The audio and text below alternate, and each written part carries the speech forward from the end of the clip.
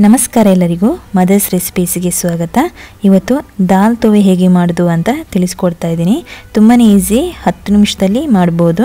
ಇದನ್ನು ಇಡ್ಲಿ, ಚಪಾತಿ, ದೋಸೆ, ಅನ್ನ ಜೊತೆ ತಿನ್ನೋಕ್ಕೆ ತುಂಬ ಡಿಫ್ರೆಂಟ್ ಟೇಸ್ಟ್ ಆಗಿರುತ್ತೆ. ಹಾಗಾದರೆ ಬನ್ನಿ ಇದನ್ನು ಹೇಗೆ ಮಾಡೋದು ಅಂತ ನೋಡೋಣ. ಇಲ್ಲಿ ಅರ್ಧ ಕಪ್ ತೊಗರಿಬೇಳೆ ತೊಗೊಂಡಿದ್ದೀನಿ. ಇದನ್ನು ಒಂದು ಕುಕ್ಕರಿಗೆ ಹಾಕಿಬಿಟ್ಟು 2 ಗ್ಲಾಸಸ್ ನೀರು ಹಾಕ್ಕೊಂಡು 1/4 ಸ್ಪೂನಷ್ಟು ಅರಿಶಿನ ಹಾಕಿಬಿಟ್ಟು ಒಮ್ಮೆ ಮಿಕ್ಸ್ ಮಾಡ್ಕೊಳ್ಳಿ. ಮಿಕ್ಸ್ ಮಾಡಿ ಆದಮೇಲೆ ಇದನ್ನು ಈ ರೀತಿ ಮುಚ್ಚಿಟ್ಟು ಒಂದು 3 ವಿಷಲ್ ಕೂಗಿಸ್ಕೊಳ್ಬೇಕು. ಇಲ್ಲಿ ನೋಡಿ, ಈಗ ದಾಲ್ ಚೆನ್ನಾಗಿ ಬೆಂದಿದೆ. ಇದನ್ನು ಈ ರೀತಿ ಒಮ್ಮೆ ಸ್ಮ್ಯಾಶ್ ಮಾಡ್ಕೊಳ್ಳಿ. ನಿಮಗೆ ಬೇಕಾದರೆ ಮಿಕ್ಸಿಯಲ್ಲಿ ಕೂಡ ಇದನ್ನು ಪೇಸ್ಟ್ ಮಾಡ್ಕೋಬೋದು. ಇದೀಗ ಆಗಿದೆ. ಇದನ್ನು ಒಂದು ಸೈಡಲ್ಲಿ ಇಡ್ತೀನಿ. ಇವಾಗ ಒಂದು ಸಣ್ಣ ಕಡಾಯಿಗೆ 1 ಸ್ಪೂನಷ್ಟು ಎಣ್ಣೆ ಹಾಕ್ಕೊಳ್ತಾ ಇದ್ದೀನಿ. ಎಣ್ಣೆ ಸ್ವಲ್ಪ ಬಿಸಿ ಆದಮೇಲೆ ಇದಕ್ಕೆ 1 ಸ್ಪೂನಷ್ಟು ಸಾಸಿವೆ ಹಾಕ್ಕೊಳ್ಬೇಕು. ಸಾಸಿವೆ ಚಟ್ಪಟ ಅಂತಾದಾಗ ಸ್ವಲ್ಪ ಕರಿಬೇವು ಹಾಕ್ಕೊಳ್ತಾ ಇದ್ದೀನಿ. 5 ಸಣ್ಣ ಒಣಮೆಣಸಿನಕಾಯಿ, ಹಾಗೆಯೇ 4 ರಿಂದ 5 ಹಸಿಮೆಣಸಿನಕಾಯಿ ಕಟ್ ಮಾಡಿ ಹಾಕ್ತಾ ಇದ್ದೀನಿ.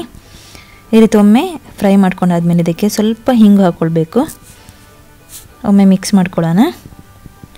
ಇದಕ್ಕೀಗ ಬೇಯಿಸಿಟ್ಟಂತಹ ತೊಗರಿಬೇಳೆನ ಹಾಕ್ಕೊಳ್ಳೋಣ. ಅದೇ ಕುಕ್ಕರಿಗೆ ಸ್ವಲ್ಪ ನೀರು ಹಾಕಿಬಿಟ್ಟು ಈ ರೀತಿ ಮಿಕ್ಸ್ ಮಾಡ್ಕೊಳ್ಳಿ. ಜಾಸ್ತಿ ನೀರು ಹಾಕಿ ಮಿಕ್ಸ್ ಮಾಡೋಕ್ಕೆ ಹೋಗಬೇಡಿ, ಸ್ವಲ್ಪ ದಪ್ಪಗಿರಬೇಕು. ಇದನ್ನು 1 ನಿಮಿಷ ರೀತಿ ಮುಚ್ಚಿಟ್ಟು ಕುದಿಸ್ಕೊಳ್ಳೋಣ. ಇದೀಗಾಗಿದೆ ನೋಡಿ, ಕುದಿ ಬರ್ತಾ ಇದೆ. ಇದಕ್ಕೆ ರುಚಿಗೆ ಎಷ್ಟು ಬೇಕಷ್ಟು ಉಪ್ಪು ಕೂಡ ಹಾಕ್ಕೊಳ್ಬೇಕು. ಒಮ್ಮೆ ಇದನ್ನು ಈ ರೀತಿ ಮಿಕ್ಸ್ ಮಾಡ್ಕೊಳ್ಳಿ. ಇವಾಗ ಇದನ್ನು ಒಂದು ಬೌಲ್ಗೆ ಹಾಕ್ಕೊಳ್ತಾ ಇದ್ದೀನಿ. ತುಂಬ ರುಚಿಯಾಗಿದೆ. ಇದನ್ನು ಒಂದು 10 ನಿಮಿಷದಲ್ಲಿ ಮಾಡ್ಬೋದು. ಇದನ್ನು ಅನ್ನ, ಪೂರಿ, ಚಪಾತಿ, ದೋಸೆ, ಇಡ್ಲಿ ಜೊತೆ ತಿನ್ನೋಕ್ಕೆ ತುಂಬ ರುಚಿಯಾಗಿರುತ್ತೆ. ಬೇಗನೆ ಮಾಡ್ಬೋದಂತಹ ಒಂದು ಈಸಿ ರೆಸಿಪಿ. ನೀವು ಇದೇ ಥರ ಮನೆಯಲ್ಲಿ ಟ್ರೈ ಮಾಡಿ ನೋಡಿ. ಹಾಗೆ ನಿಮ್ಮ ಅಭಿಪ್ರಾಯವನ್ನು ಕಮೆಂಟಲ್ಲಿ ತಿಳಿಸಿ.